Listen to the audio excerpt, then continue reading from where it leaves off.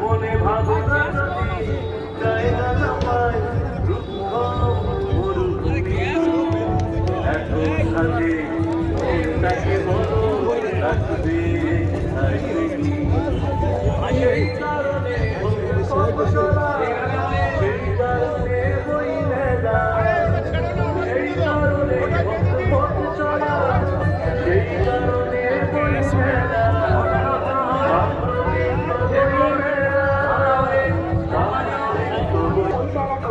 আয়োজনে এবার হবে ষষ্ঠ বর্ষ তাম্রলিপ্ত বইমেলা।